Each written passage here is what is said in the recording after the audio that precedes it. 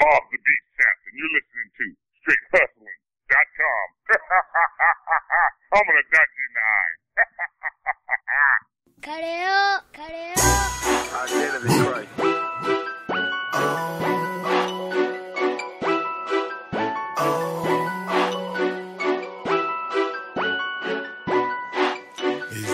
Hey, you the girl of my dreams, help me fulfill all of my fantasies. I love the way you move and dancing for me, girl. Tell me I'm the one, promise me we gon' make it. I know that you lying, but it sound good when you say it. Make me feel like you love me. Hey, thank you for joining us. Another episode of Str8hustlin.com. We got a great guest today, Bob the Beast Sapp.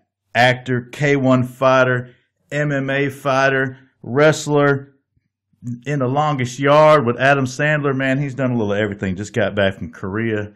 Can't wait to talk to him. I believe he's coming to Nashville in April. Let's get him on the phone, see what he's talking about. Hey, Bob. Yeah, what's happening? Hey, how are you, Bob the Beast Sapp, man? Good to hear from you. Okay, good stuff, good to have you. Yeah. You back in the States? I'm good. Yeah, I'm back in the States. I just got that back here from Japan, so not too long ago. But yeah, it's good. So I'm just relaxing a little bit now. Cool. And still getting fight offers, so which is crazy. Man, everybody wants to see you fight, man. Yeah, I know. As long as you come back, it's so bad. I'm cracking up. I'm just like, man, you know. Sometimes I get that urge, and then sometimes it's like, no, you know what I mean? Yeah. That's a lot of punishment. Yeah. But you dish out a lot too. Yeah, you know, so it's crazy. Man, yeah, so this is Dick Darren. This is Str8 Hustlin Show. I'm privileged to talk to you, man. I've been a big fan of yours for a long time. Been watching a lot of the Pride and the K1 and came up and, really enjoyed it. And then seeing you in the movies and stuff, it was really cool. Big fan of yours. Oh, thank you very much. Yeah, it's great stuff, man. It's one of those dream come trues, right? It's a really, really strange because each one of my jobs has been just like a dream job, you know what I mean? So it's really nuts. Yeah. Where are you living now? In Washington State. Okay. Is that your normal home there in Washington? Yep. Yeah. I just ever since I came from college, I just ended up staying here basically. I know. It seemed like every time I ever saw you, you were in Japan. Is that like your second home there? Yeah, that's exactly right. So it's back and forth each time. So one of these times I'll get the mix just right, but it's just sometimes it's like they love me so much, and then so I end up going over there back and forth so many times, or sometimes it's like they kind of abandon me for a little bit, so then I'm gone for like 2 or 3 months. You know what I mean? So it's so crazy. Yeah, man. Have you always liked to fight growing up? No, so what I did is what happened is I just kind of fell into it. So right from into fighting. So none of this big time fighting stuff growing up. I got a couple of scuffles here and there, but it wasn't nowhere like some like fanatical kind of thing, I would say. Were you always you're a big guy. Were you always a big kid and everything growing up, or were you small and it hit like a crazy growth spurt? No, so I've always been big. So what happened was when I was in high school, I used to run the 100-yard dash, and so I was very slow, but I used to get a lot of attention because I was so big for running. So I was like 265 pounds. And I was running the 100-yard dash. So I got a tremendous amount of attention for that. I bet. That would be cool to see. Mm-hmm. I'm sure you could, so I'm sure you were whipping a lot of people out there, though, and being so big. That was amazing. Yeah. So that's they just gathered to see that. So they're like, man, we got to watch this kid. So that's when I got a lot of scholarship offers for doing football. Yeah. Did you play football in college? Yeah, I did play football in college. I played at the University of Washington. Oh, okay. Cool. All right. And I saw you had football with the Bears and I think somebody else, right? Yeah, Minnesota Vikings. Yes, I had a cup of water in the NFL. Oh, that's more than most people. Like, the cool thing is like you've done so many things. Like some people like strive to be in movies. You've done it. And then some people want to be a football player. You've done it. Some people want to be a fighter.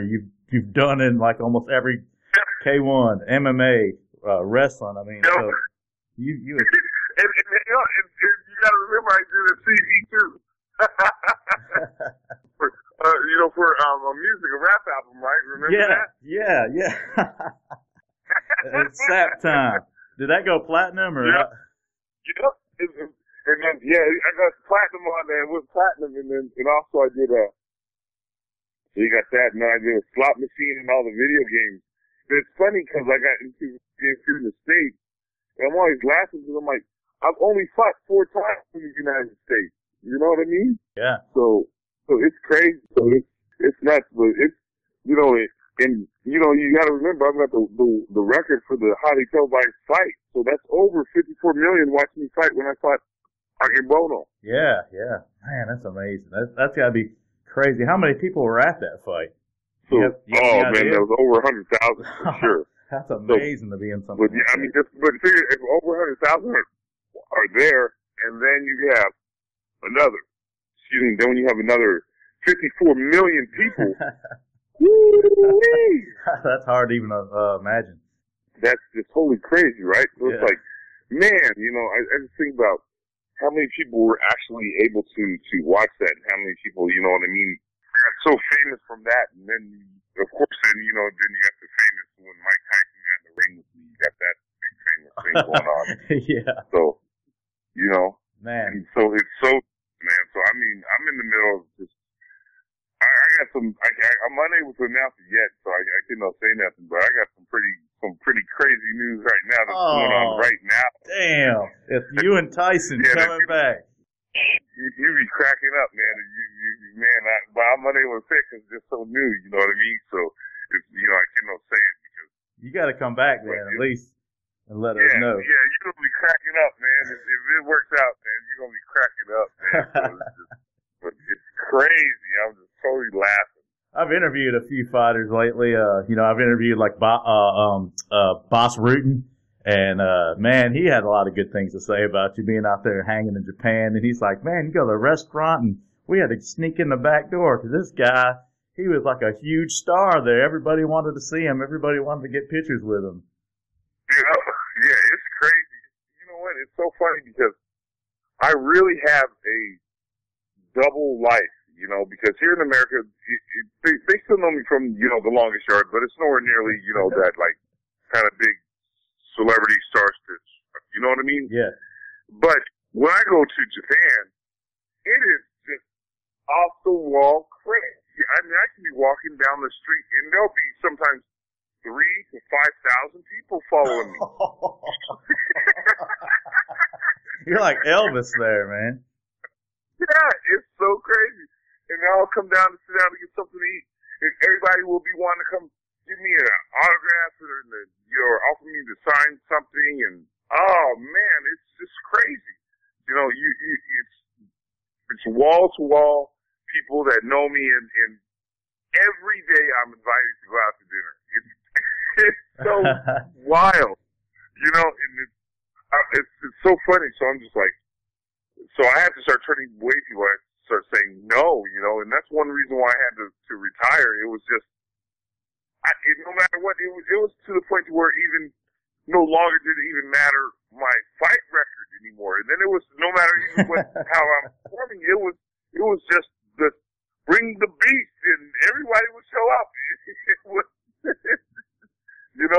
So I started saying, man, this is getting kind of crazy. Actually, just so let me just tone it down here just a little bit, so that's why I retired. And it's still crazy because I still have all the shows and TV shows, and it's still a full-time job. Yeah, I know you've done a lot of commercials and everything over there, man.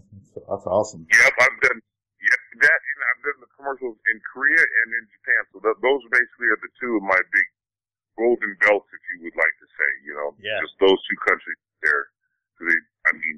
Korea is just as wall-to-wall crazy. So you were just over there, last year, Korea? Yeah, listen, I went to both. I went to North Korea. Yeah, that's what I want to do. Yeah. And to South Korea. So I've been going to South Korea many times, but the biggest news was the fact that I went to North Korea this year. Yeah. So, now you have, on top of all the things that I've done, now you have the places that I'm going. Yeah, who goes to North Korea? How was that? So it's me, it's Antonio Noki, and he took me over there, and you had who else? Ric Flair and Antonio Inoki. They had the pro wrestling like world record over there with 300 some odd thousand people watching. You know, them do this pro wrestling match over there. And that was North Korea? Yeah, that was in North Korea. So then this year, they again did some pro wrestling for peace, and they had me be a part of that. And that was really amazing. Wow. So is it a that was big culture shock going from, I know you've been so many places, so is it just another place, or is it like extremely different over there in North Korea? Oh, no, it's extremely different. It's definitely, you know, you can see everyone's dressed around in their military outfits primarily, but I'll tell you what, it's no joke, it's got to be the cleanest air and atmosphere that you ever would smell and see in your whole life. Oh, wow. I mean, yeah, there is just about zero pollution over there when I was there. It was crazy. Wow. Yeah, I hear like you go to places like China and the pollution's really bad.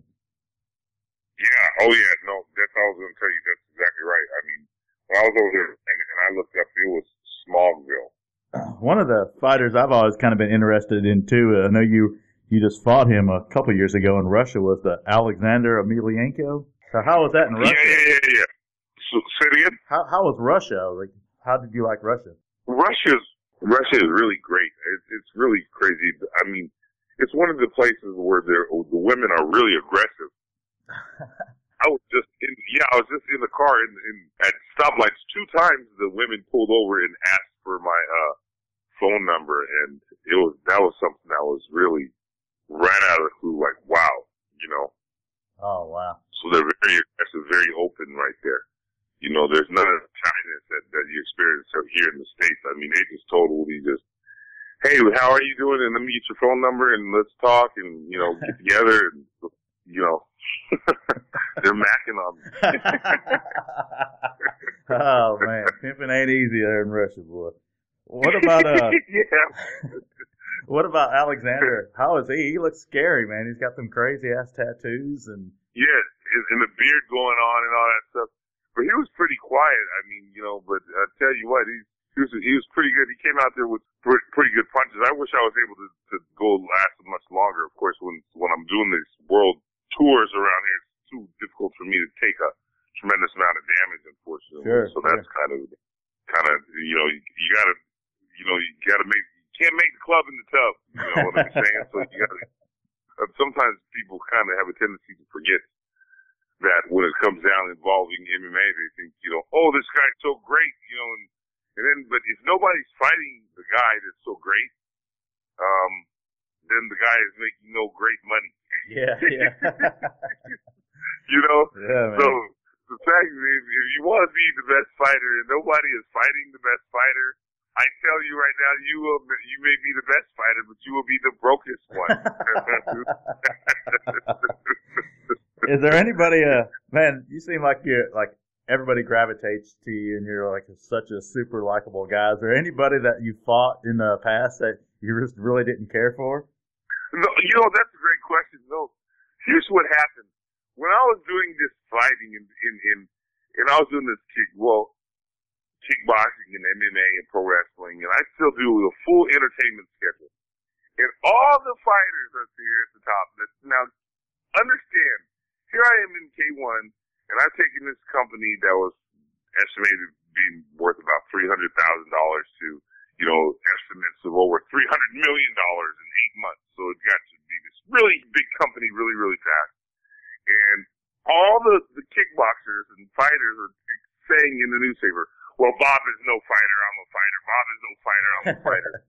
and I was laughing to myself. I was like, here are these adults, playing this name game of he's a fighter, I'm a fighter, he's no fighter, I'm a fighter. And I'm laughing because I'm going, none of us are soldiers in here risking our life. You know what I'm saying? None of us are getting shot at. You know, I mean, dude, those guys are fighting for their lives and fighting for something. I mean, we're over here just, you know, making some cash, doing entertainment, and you guys want to talk about you're a fighter? I mean, get the heck out of here with a referee in there. Get out of town. You know? We're entertainers. You can do entertainment. You can say that all you want. You know, you can, but, you know, you're never going to be mixing this in here to say that this is something that, a real sport. You know what I mean? It's just kind of got looped in there. I know Boss was saying, I tell this guy he needs to go train. He's doing all these promotional shows, and then he would get in there and bash everybody around and never even train. Yep, yeah, that's right. Because you know what? I'll tell you, I was one of the people that said, let me continue to strike the iron while it's hot. So, you know what? All that stuff that I did is what still keeps me going today. So because I did all those television shows and I got all the training when I was doing the fighting and doing that stuff, I can still do the television shows and entertainment today. Now, here's the funniest thing. Now, all the fighters are doing pro wrestling now. Yeah, right, so right. All of them now are following everything, all the Bob Sapp stuff. Every single one of them doing all my same stuff that I was doing. So it's very funny. Yeah, I know there's a lot of the, we're talking to a lot of the fighters that were early in the beginning, and now, they're still wanting to fight, but there's not a whole lot of the sanctions out there that are really wanting to. I know some of them are starting to come back. I saw like the Ken Shamrock just announced to fight with Kimbo. We've talked to Rick Rufus. He's wanting to fight again, and there's a lot of guys that still just want to keep fighting. I know some made it over to wrestling and done some of that also. I tell you what, see, what happens is these guys start finding out, it's pretty difficult to do just all the fighting and keep up with it the way you'd like to, back in the day. So let me give you an example. When we were doing the K1 and Pride, I'll tell you what, it was so awesome because when they were really taking care of the fighters and doing all of these things, like when I first got here, you had no choice but to be successful in there. You know what I mean? Mm-hmm. They give you enough money for training. They took care of you. They really, really made sure that everybody was taken care of so that their business was being successful. Nowadays, you've got just, if you're training on, if you want to be a fighter, just come in, step in the ring and fight, and, yeah, there we go. We put on a fight. We're a fight organization. That's what you've got. So you've got, it's kind of just everybody floating around here, and then they get a record here, a record there, a win here, a loss there. They get all that, and then they combine it and they say, well, that's my, fight record, and it's like, how can you do that? You know what I mean? I mean, you guys gotta at least be fighting underneath one organization, but, but for a fight record, they can go to anywhere. So you can imagine what you've got around the world. You've got all these gyms that have, these fighters with these records of 30-0 and 50-0, and they fought in front of two people. Yeah. Is there anybody in the past, back when the Pride K1, that you wish you would have fought, but you never really got the chance? Yes, that's funny because I wanted it to be Fedor or Al Overeem. Oh yeah, I thought both of those would have been exciting. That would have been good, yeah. Man, and Fedor and I, we almost fought. He announced it, and we got ready to do that when it was back in the Pride days. But back then when I was on that roll, you can pretty much forget it. Everybody was saying they wanted to fight me, but nobody was showing up to do it. Oh, shoot, I don't blame him. Hey, you were saying that. You're saying, I just want to throw this in here, you were saying everybody wants to buy you dinner and stuff. You ever make it into Tennessee, man, you definitely got dinner plans. I'll definitely take you out somewhere good. Oh, thanks. Well, hey, I'm going to take you up on that because I'm about to be over there in April. Are you really? Yeah. So there's that Make-A-Wish Foundation going on. Oh, yeah. So I'm going to be a part of that celebrity tournament of Make-A-Wish Foundation, and they're gonna be dressing us up as waiters. I guess they got some singers and stuff down there that are going to come perform and do this kind of stuff. And we'll see how that goes. Is that going to be in Nashville? Yeah, I think so. Oh, well, man, yeah, you'll have to keep me up to date on that, man. I'd love to come meet you and have a drink with you. Yeah, that sounds cool. Yeah, man, that's awesome. It's when you were, I don't know, I'm not as much up to date on the wrestling stuff, but I know every time I talk to anybody that's a wrestler, they always have like two classes. It's like the heel, or what's the other one, the baby face or something like that? Yep, that's right. So where do you fall into that? So it's different. It goes back and forth. Okay, so when I was doing some of the shows at the beginning, I was definitely a baby face. So that means I would come out and you would see me. I would come out with my huge name in lights, say Bob Sapp. I'd clap my hands. And if you hit on YouTube, Bob Sapp versus Muda, you'll see this. And I had all these dancers around me and sparkles and it was crazy.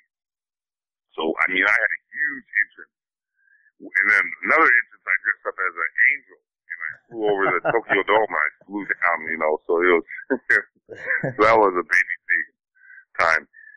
That's a big ass angel. Say it again? I said that's a big ass angel flying across the sky.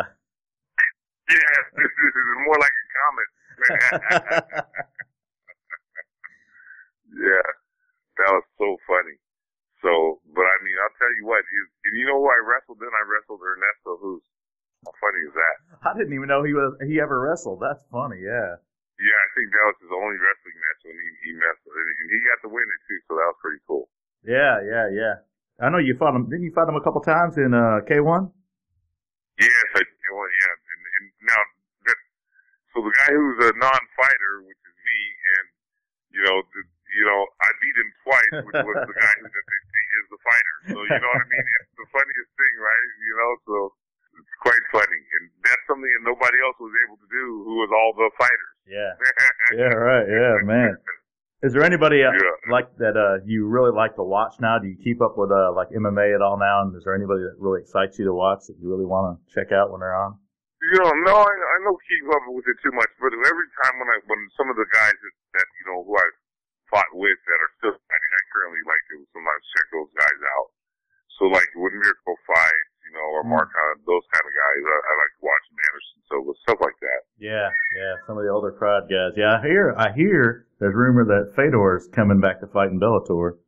Oh wow, that'd be interesting. Yeah, there's this. Yeah, as soon as when there's enough lettuce in the rabbit will jump. You know what I mean? So how was he in person? He seems like he's kind of a real quiet kind of guy also. I was going to say the same thing. He is very quiet. What you see is he'll shake your hand and say hello, and that's it. Even when I did the arm wrestling event against Fedor, which I did last year, that's all he would do is just say hello, and he just shook my hand, and that was it. I think I've never even got past the word hello with him. That's it. He is very, very, very quiet. Wow. Super quiet. Man, yeah, that's a family right there. That both of them are so quiet and man, dangerous. I hate to be in there with one of those two trying to take your head off. Yeah, I know. It's nuts, right? I mean, just so they come from a family. But I guess if the money's right. Yes. I'm telling you, it's quite amazing. What do you do around now that you're retired now, right? So what do you kind of do for relaxation and keep yourself busy, hobbies and things? Yeah, what I do is I do some reading. I just love to just learn, so I just do that and walk my dogs, and that's primarily what I do each day. There's nothing that's too crazy. I just get up, I'll do some training. You know what I mean, just to stay in shape. But other than that, that's it. Nothing too huge. Yeah. Do you have any sports and stuff that you like to watch? You still a big football fan? No, because when I ended up watching those, it was so close to work for me. You know what I mean? So that's one of the negative things about doing all the things I've done. I want to get away from that stuff when I'm at home. You know what I mean? Yeah. I'm from Illinois. I'm still a big Bears fan. That would have been awesome to see you out there crushing people. What position did you play? Oh, I was offensive lineman, so yeah, that'd have been great stuff. I was hoping that would have worked out, but yeah, the NFL, that was only for me and for a blip. Well, it all worked out. That's one thing, man. That in life, everybody's like, oh man, bad things happen here, but man, if you try hard and you stay on the right path and have good karma, it turns around and it all seems to work out for the best most of the times. I've had a lot of things happen in my life that went bad, but you stay on course, and as soon as it turns around, you're like, oh man, that was a blessing that it happened like that because it turned into this. Yeah, that's exactly right. It's so great, ain't it? So, I mean, I'm so happy for that. Well, I got to tell you, my son, I have a son that's he's 14 now, but he was younger when we were watching the Yeah, he used to watch the pride fights with me and stuff, and we'd always be rooting for you. And then we saw you in the longest yard, and you were always he always like, oh man, the guy there he is. The part where you said something like, I broke it in your toy. He's like, oh, well, he loved that quote there. That's cool. Yeah, that was an awesome movie, man. So I mean, just going back, and I mean, Adam Sandler was so awesome on the set, you know, and I mean, those guys are really, you know, top-notch guys in there, you know what I mean? So, you know, when you get surrounded with so much successful people, it's just like, almost it's like through osmosis, you know, you're going to get successful, you know what I mean? Yeah. There was a ton of people in there. Was everybody on the set at the same time? Yeah, yeah. At any one time, you'd see all these stars walking around here, celebrities, and it was so great. So I love to talk to each and every one of them. They'd all tell you, you know, some stories back and forth about what's going on. So it was awesome. Oh yeah, I remember. Man, there were so many, but I'm a big fan of Michael Irvin's. I remember he was in there, and there ain't no telling what he's saying. So it's really wild stuff, man. I'm loving it though. Well, man, like I said, I've been a big fan, and man, this gives me goosebumps talking to you. It's so cool, and I hope I can talk to you and maybe meet you when you come in April. I'm definitely gonna shoot you some shirts. But I have a thing that we call the hustling round here, where I kind of ask just a few quick questions. You kind of just say whatever pops in your head. You mind doing that with me? Yep. All right, let's do it. All right. Your favorite vacation spot? Oh, favorite vacation spot is Okinawa. That's in Japan. So that's considered to be like the Hawaii of Japan. That's one of my favorite spots. Oh, cool. What's your favorite music that you like to listen to? Favorite music is hip-hop. Hip-hop and rap, I love to listen to that. But, you know, I don't listen to too much music. I suppose I listen to more lectures about, you know, nature and science, things like that. Yeah, cool. All right. What about your favorite food? I think you're a vegetarian, right? You know, well, so I'm like 80, no pure vegetarian. So what I mean by that is I eat like 80 to 90% fruits and vegetables and about 10% meat. So, you know, so when it comes to the vegetables, I love the portobello mushroom and the peppers, the green and red peppers. But, when it comes down to meat, then I prefer steak. Yeah. And believe it or not, even sometimes some of that, horse meat is what they eat in Japan, and that's actually pretty tasty. I never had that. I was just kidding about the vegetarian. I thought you would like tackle whole cows down and eat them. You're so big, but man, that's cool. Yeah. I used to, you know what? I really used to do all that, man.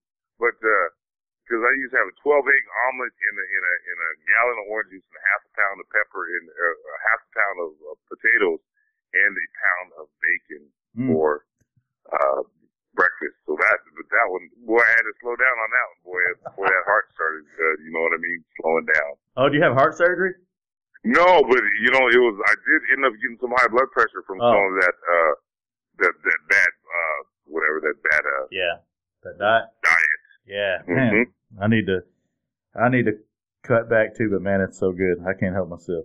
Yeah. I love to eat and drink. That's right. You know, it's tough. Willpower. What about if you're elected president tomorrow, United States? What would be the first thing you would do? Oh, wow, that'd be great. The first thing I would do, I would abolish the debt. I would forgive every country's debt, plain and simple, and just basically have everybody start over. So, quiet up. Now you can see somebody. Quiet. So it appears that somebody knocked on my door here. Somebody about to get ate. Quiet. So yeah, somebody knocked on the door. So. All right. Well, that's okay. What about, do you have any, I got a few more and then we'll let you go. I know you're super busy, man. Can you give us any like a Japanese quote that you like and what does it mean? Okay, so yes, and what they love to say is daijoubu, which means okay. Now why that is such an important word, daijoubu, is because you can use that word in every situation and it's all going to turn out okay, so. They'll tell that to you all the time, no matter what. So you're going to get to know that word back and forth as daijoubu. So that's what I would say, daijoubu. Okay. In Japanese. Cool. I got a few Japanese people I work with. I'll have to hit them with it. All right. Thank you. What about, one more, man? Your favorite, podcast show out of Nashville? Well, you know, I got to go ahead and go with Str8hustlin. Yeah. Man, you're amazing. We love you, man, and definitely keep in touch. You're a great entertainer. Love watching you anytime I can. Very much appreciate you coming on my show, man. Thank you very much, Bob. Thanks, man. Sorry about that earlier. That's crazy. I'm probably seeing the exact earlier, so. No problem. Well, we got it done. Thank you very much, Bob. You got it. Thanks for talking to you. All right. See you. Bye-bye. All right. Man, that's incredible. Bob the Beast Sapp. I've been watching that guy for years. Man, he's a monster. Great entertainer. So blessed to have him on the show. We want to thank y'all for listening. We got some exciting people coming up still. We got Kevin Dyson from the Titans. He was in the longest yard, I think. Super Bowl in Atlanta. Almost pulled off that victory for the Titans. He'll be coming up soon. We got a lot of other people coming up. We want to thank y'all for listening to the show. Remember, go to our website, Str8hustlin.com, www.str8hustlin.com. You can see our show, Str8 Hustlin, on iTunes. Please go to iTunes and give us a good review if you like the show. And if you're listening, you can hit our Facebook page up and our Twitter page up. Thanks for all the support. We got T-shirts for sale on the site if you'd like to sport a Str8 Hustlin T-shirt. And thank you for listening again. If you ain't hustling, you ain't living. We're out of here.